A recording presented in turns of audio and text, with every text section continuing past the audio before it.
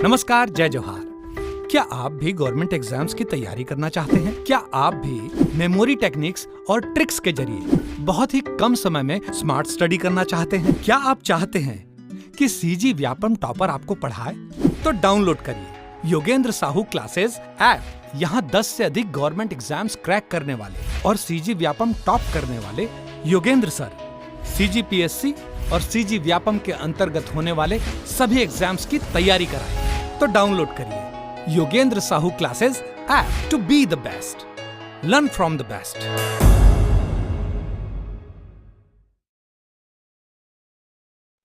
नमस्कार दोस्तों, स्वागत है आपका योगेंद्र साहू ऑनलाइन क्लासेस में। तो आज हम देखने वाले हैं बायो के एमसीक्यू। ये आपके आगामी प्रयोगशाला परिचालक कृषि मंडी के लिए बहुत ही ज़्यादा यूज़फुल रहेगा, क्योंकि प्रयोगशाला परिचालक में 60 नंबर का साइंस का पोर्शन है, जिसमें फिजिक्स, केमिस्ट्री और बायो पूछे जाएंगे। कृषि मंडी में भी 10 नंबर का साइंस पूछा गया है, तो वहाँ भी आपका ये काम आएगा। ठीक है, तो ये एमसीक्यू सीरीज़ हम लोग पूरे एग्जाम तक करते जाएंगे। और आपको इस एमसीक्यू सीरीज़ का अगर पीडीएफ चाहिए तो Yogendra Sahu classes app download कर सकते हैं। वहाँ से 30 रुपीज़ में केवल आपको ये पीडीएफ प्रोवाइड हो जाएगा। इसके साथ ही अगर आपको प्रयोगशाला परिचालक का कोर्स परचेस करना है या टेस्ट सीरीज परचेस करनी है तो Yogendra Sahu classes app download करके वहाँ से डायरेक्ट परचेस कर सकते हैं, या फिर 8770123687 इस नंबर पर कॉल करके आप किसी भी कोर्स के बारे में जानकारी प्राप्त कर सकते हैं, टेस्ट की सीरीज के बारे में भी जानकारी प्राप्त कर सकते हैं। तो देखते हैं आज का पहला प्रश्न। आज का पहला क्वेश्चन है, बेरी बेरी रोग किस विटामिन की कमी के कारण होता है? तो बेरी बेरी रोग किस विटामिन की कमी के कारण होता है? Vitamin B, vitamin C, vitamin A या विटामिन डी? तो बेरी बेरी रोग जो होता है विटामिन बी की कमी के कारण होता है। ठीक है, विटामिन बी की कमी के कारण कौन सा रोग? बेरी बेरी रोग। विटामिन सी के कारण कौन सा रोग होता है? स्कर्वी रोग या त्वचा रोग। और विटामिन सी का मुख्य स्रोत क्या है? खट्टे फल। विटामिन ए की कमी से क्या होता है? रतौंधी, जीरोप्थेल्मिया, संक्रमण का खतरा, ये विटामिन ए की कमी के कारण होता है। विटामिन डी के कमी के कारण कौन कौन सा रोग होता है? तो बच्चों में रिकेट्स रोग होता है और वयस्कों में ऑस्टियोप्रोरिस। दूसरा क्वेश्चन देखते हैं, पायरिया रोग किसके प्रभाव के कारण होता है? अब पायरिया रोग मैंने बताया था किसके प्रभाव के कारण होता है? कवक, प्रोटोजोआ, विषाणु या जीवाणु। तो पायरिया रोग होता है प्रोटोजोआ के कारण। प्रोटोजोआ का हम लोग ट्रिक याद किए थे, पानी पे मक्का, पायरिया, निद्रा, पेचिस, मलेरिया और काला ज्वर। तो पायरिया किससे होने वाला रोग है? प्रोटोजोआ से। साथ ही में याद कर लेते हैं कि पायरिया रोग का परजीवी क्या है? तो एंटामीबा है। किसको प्रभावित करता है पायरिया रोग? तो मसूड़ों को प्रभावित करता है। कैसे? अगर किसी के में पायरिया रोग हो जाता है तो क्या हो जाता है? उसके मसूड़े से खून आने लगता है। तीसरा क्वेश्चन है, मलेरिया रोग शरीर के किस अंग को प्रभावित करता है? कौन सा रोग? मलेरिया। अभी ही मैंने प्रोटोजोआ का ट्रिक बताया, पानी पे मक्का, पायरिया, निद्रा, पेचिस, मलेरिया और काला ज्वर। तो मलेरिया रोग किससे होने वाला रोग है? सबसे पहले तो ये होने वाला रोग है प्रोटोजोआ से। अब मलेरिया रोग किस अंग को, हमारे शरीर की किस ऑर्गन को प्रभावित करता है? मस्तिष्क, आंत, तिल्ली या अस्थि मज्जा। तो मलेरिया रोग प्रभावित करता है जो तिल्ली, स्प्लीन होता है, प्लीहा, उसको प्रभावित करता है। इसके साथ ही में आरबीसी को भी प्रभावित करता है। मलेरिया रोग मादा एनाफिलिस मच्छर के काटने से होता है। ठीक है,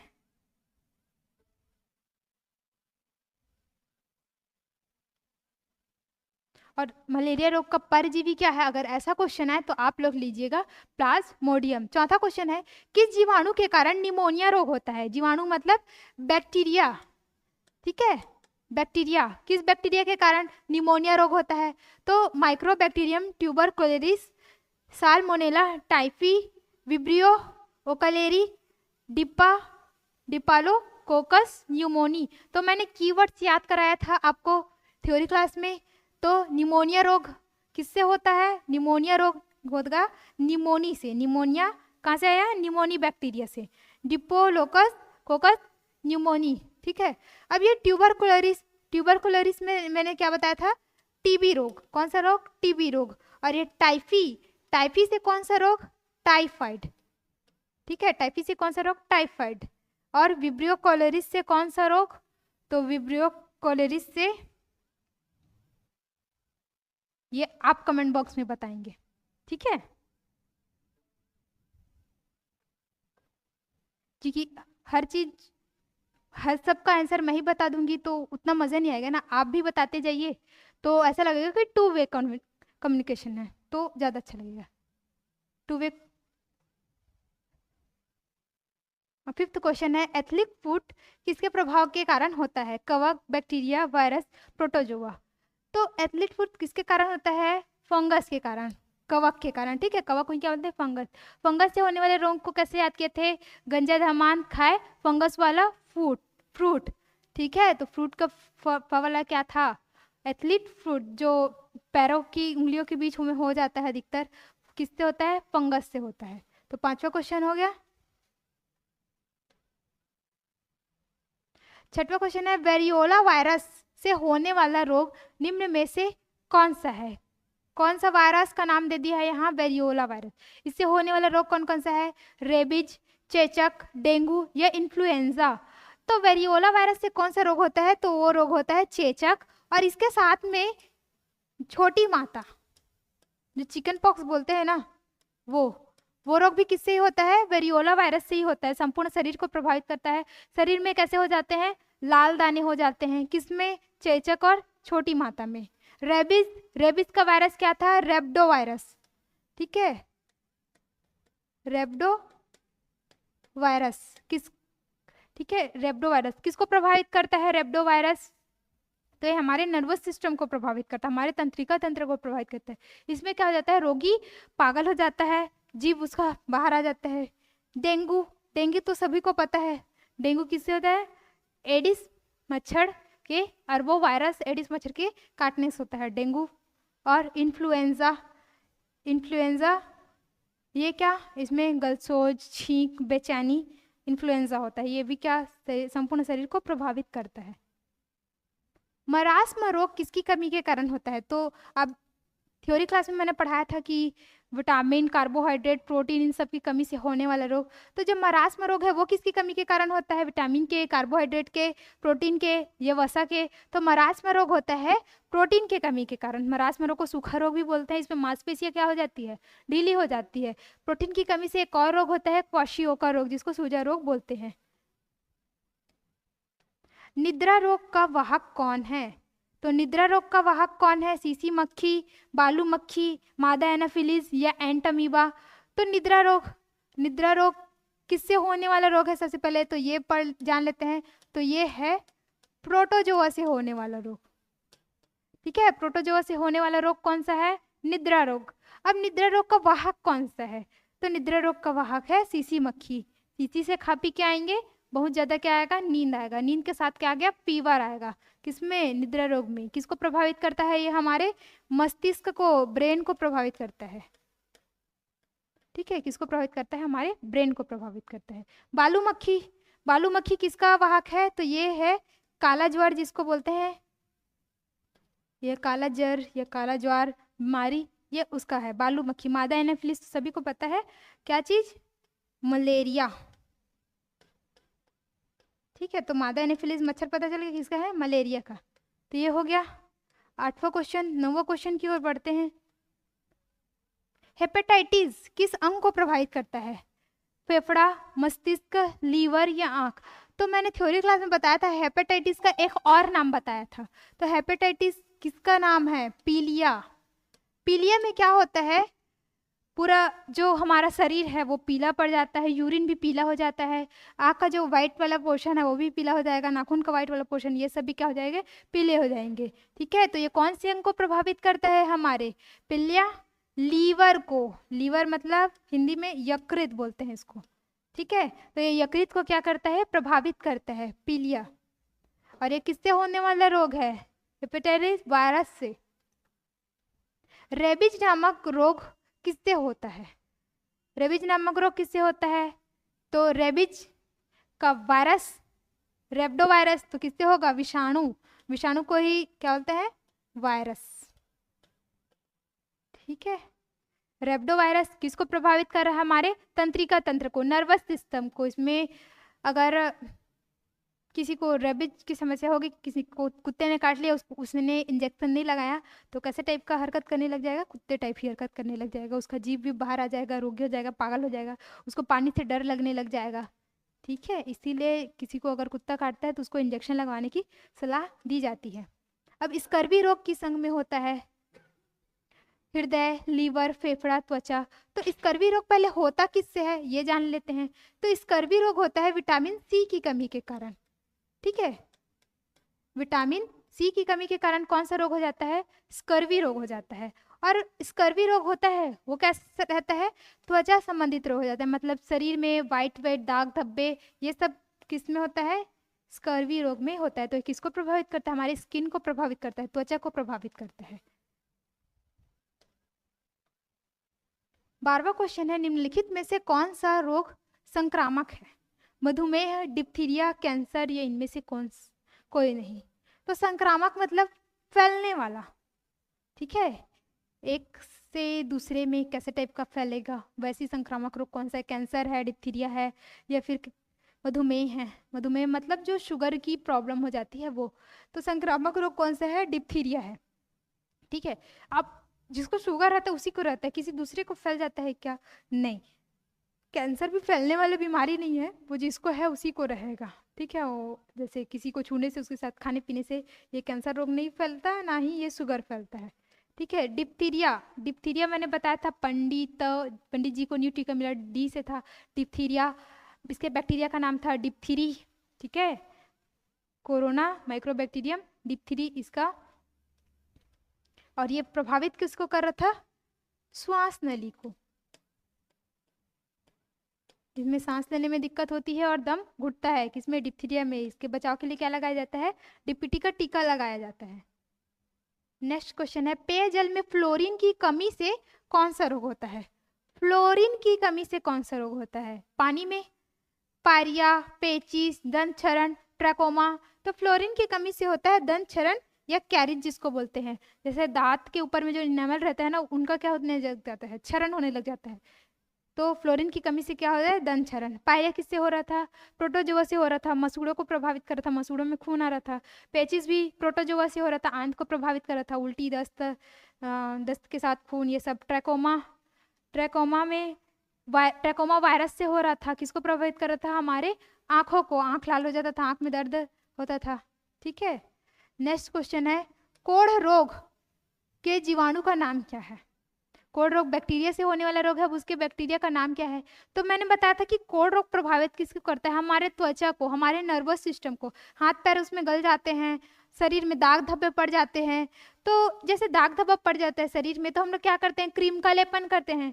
जैसे सर्दियों का मौसम है, वाइट वाइट दाग पड़ गया, हम लोग क्या लगाएंगे? बॉडी लोशन लगाएंगे। शुद्ध भाषा में बोलूँ तो बॉडी लोशन का लेपन करेंगे। तो वैसे ही कोढ़ रोग हो गया, त्वचा रोग हो गया, तो हम लोग क्या करेंगे? लेपन करेंगे। तो इसके बैक्टीरिया का नाम मैंने कीवर्ड से याद कराया था, लेप्री। ठीक है, माइक्रोबैक्टीरियम लेप्री। और टाइफी का क्या था? टाइफाइड।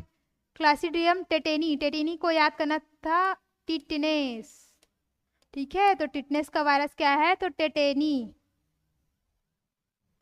और ये विब्रो ओकालेरी, ये तो मैंने आप सभी को कमेंट बॉक्स में बताने बोला है, तो आप सभी कमेंट बॉक्स में बताइए।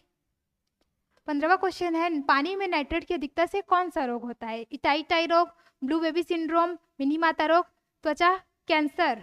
तो नाइट्रेट की अधिकता से कौन सा रोग होता है? तो नाइट्रेट की अधिकता से होता है ब्लू बेबी सिंड्रोम। ठीक है, इसमें शरीर क्या पड़ जाता है? नीला पड़ जाता है। ब्लू बेबी सिंड्रोम किसकी अधिकता के कारण होता है? नाइट्रेट। ये इटाई रोग किसकी अधिकता के कारण होता है? तो ये होता है कैडमियम की अधिकता के कारण। कैडमियम मतलब जो कैडबरी सिल्क रहता है, जो आप लोग खाते हैं, पूरा तो एक साथ नहीं खाते, कैसे खाते हैं? इत्तू इत्तू सा। तो कैडमियम से कौन सा रोग? इटाई रोग। मिनी माता रोग किसकी अधिकता के कारण होता है? तो ये पारे की अधिकता के कारण होता है, मरकरी पारे की अधिकता के कारण। त्वचा कैंसर किससे होता है? आर्सेनिक की अधिकता से होता है। अगर पानी में आर्सेनिक की अधिकता हो गई तो क्या होगा? त्वचा कैंसर हो जाएगा। 16वां क्वेश्चन है, बच्चे में रिकेट्स रोग किस विटामिन की कमी के कारण होता है? तो ये मैंने सामने ही बताया था कि विटामिन डी के कमी के कारण क्या हो जाता है? बच्चों में रिकेट्स रोग हो जाते हैं, हड्डी से संबंधित रोग हो जाते हैं। और अगर वयस्कों की बात की जाए तो ऑस्टियोपोरोसिस ये रोग होता है विटामिन डी की कमी से। तो विटामिन के की कमी से क्या होता है? विटामिन के की कमी से होता है रक्त का थक्का ना जमना। अगर किसी को चोट लग गई है तो वहां से खून जम रहा है, तो खून का थक्का जमना जरूरी नहीं, तो पूरा खून बाहर आ जाएगा। तो जिसके में विटामिन के की कमी रहती है उसमें खून का स्त्राव ज़्यादा होता है। ठीक है, विटामिन ई की कमी, बी का तो देख लिए थे, बेरी बेरी रोग। विटामिन ई की कमी से क्या होता है, बांझपन की समस्या आ जाती है। 17वां प्रश्न है, मलेरिया रोग का परजीवी होता है। मलेरिया रोग का परजीवी होता है एंटमीबा, लिस्मेनिया डोनावानी, प्लाज्मोडियम या ट्रिपेनोसोमा। तो मलेरिया रोग मादा एनोफिलीज मच्छर के काटने से होता है। किसके कारण होने वाला रोग है, तो प्रोटोजोआ से होने वाला रोग है। इसका परजीवी का नाम है प्लाज्मोडियम। ठीक है, इसके परजीवी का क्या नाम है, प्लाज्मोडियम। तो ये एंटमीबा किसका है, तो एंटमीबा है पायरिया रोग का। ठीक है, कौन से रोग का, पायरिया रोग का। लिस्मेनिया डोनावानी, तो ये किसका है, ये काला ज्वर का है। ठीक है, काला ज्वर का। ट्रिपेनोसोमा, तो ये कौन से रोग का है, ये निद्रा रोग का है। कौन से रोग का, निद्रा रोग का। प्लाज्मोडियम किसका है, मलेरिया रोग का। काला ज्वर शरीर के किस अंग को प्रभावित करता है, तो जो काला ज्वर जो होता है प्रोटोजोआ से होने वाला रोग है। परजीवी अभी मैंने बता दिया ट्रिपेनोसोमा, तो ये किस अंग को प्रभावित करता है, किस ऑर्गन को प्रभावित करता है, तो ये हमारे शरीर में बोन मैरो जो होता है, अस्थि मज्जा, जहाँ से ब्लड का फॉर्मेशन होता है, ये उसको प्रभावित करता है। इसमें तेज बुखार आता है काला ज्वर में। ठीक है, किसको प्रभावित कर रहा है, अस्थि मज्जा को। पानी में कैडमियम की अधिकता से कौन सा रोग होता है, तो कैडमियम वाले मैंने बता दिया कि कैडबरी को कैसे खाएंगे, इत्तू इत्तू से खाएंगे, तो इटाई रोग। मिनीमता, पारे की अधिकता से, कैंसर, आर्सेनिक की अधिकता से। ठीक है, त्वचा कैंसर। दांत खाज की समस्या किसके कारण होती है, तो दांत खाज की समस्या फंगस के कारण होती है। किसके कारण, फंगस के कारण, कवक के कारण। ठीक है, दांत खाज, खुजली, सभी का एक ही इलाज, बेटेक्स मलहम। बेटेक्स मलहम लगाए, दांत खाज खुजली मिटाए। ठीक है,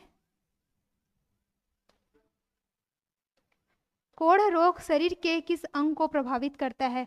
कोढ़ रोग मैंने बताया कि हाथ पैर गल जाते हैं, शरीर पे दाग धब्बे आ जाते हैं। ठीक है, और उसके बैक्टीरिया का नाम क्या था, लेप्री। लेप्री करके याद करवाया मैंने कि कोढ़ रोग हो जाएगा, शरीर पे दाग हो जाएंगे, तो उसमें क्या करेंगे, दवाई का लेपन करेंगे, तो उसके बैक्टीरिया का नाम लेप्री। तो ये किस अंग को प्रभावित करता है, तो ये प्रभावित करता है हमारे तंत्रिका तंत्र को, नर्वस सिस्टम को। तंत्रिका तंत्र को प्रभावित करने वाले रोग को एक ट्रिक से याद कर लेना। ठीक है, मिट्टी को रोपो, मी से मिर्गी, टी से टिटनेस। ठीक है, को से कोढ़, रो को रे याद करना, रेबिज, पो से पोलियो। तो ये सभी क्या करते हैं, तंत्रिका तंत्र को, हमारे नर्वस सिस्टम को प्रभावित करते हैं। आंख को कौन करता है, तो ट्रैकोमा। यकृत को क्या करता है, पीलिया। हर्पीज रोग किसके कारण होता है, हर्पीज रोग किसके कारण होता है, प्रोटोजोआ, जीवाणु, विषाणु या कवक। तो हर्पीज रोग होता है विषाणु के कारण। रेखा हमें हीट करके पोएचे छोड़ गई, तो हमें का ह क्या था, हर्पीज रोग था। हर्पीज रोग किससे होता है, वायरस से, और इसके वायरस का नाम भी हर्पीज ही है। ठीक है, बालों का झड़ना किस विटामिन की कमी के कारण होता है। ऑप्शन डी आपको नहीं दिख रहा होगा, तो ऑप्शन डी मैं साइड में लिख रही हूँ, ऑप्शन B7। तो बालों का झड़ना किस विटामिन की कमी के कारण होता है। यहाँ पे केवल ABCD तो दिया नहीं है कि B लगा देंगे, B1, B2, B3, B7 दिया है। तो B7 की कमी के कारण क्या होता है, बालों का झड़ना। ठीक है, B7 की कमी के कारण ही बाल झड़ते हैं। जीरोप्थैल्मिया रोग किसकी कमी के कारण होता है, विटामिन A, B, C या फिर D। तो जीरोप्थैल्मिया रोग किसकी कमी के कारण होते हैं, विटामिन A की कमी के कारण। विटामिन A का रासायनिक नाम क्या था, रेटिनॉल। इसकी कमी के कारण रतौंधी संक्रामक रोग और जीरोप्थैल्मिया रोग होता है, विटामिन A की कमी के कारण। पपीता, गाजर, ये सब क्या है, विटामिन A के स्रोत है। काली खांसी रोग शरीर का कौन सा अंग प्रभावित होता है। काली खांसी रोग से, ये आज का अंतिम प्रश्न है। ठीक है, वीडियो कैसा लगा ये सभी आप कमेंट करके बताएंगे। तो काली खांसी रोग को एक और नाम से जानते हैं, पर्टुसिस। जो DPT का टीका होता है, डिप्थीरिया, पर्टुसिस, टिटनेस, ये तीनों एक साथ लगते हैं। तो इससे कौन सा अंग प्रभावित होता है, वृक्क, किडनी, यकृत, लीवर, आंत या फिर श्वसन तंत्र। तो काली खांसी, खांसी से पता चल रहा है फेफड़ा प्रभावित होगा, मतलब क्या, हमारा श्वसन तंत्र प्रभावित होगा। इसमें बहुत ज़्यादा खांसी आता है, खांसी के साथ साथ खून भी आता है, किसमें, काली खांसी में। तो ये रहा आज का सेशन। आप सभी को कैसा लगा ये सब आप कमेंट बॉक्स में बताएंगे। वीडियो अच्छा लगेगा तो वीडियो को लाइक कीजिए। मिलते हैं नेक्स्ट वीडियो में। धन्यवाद।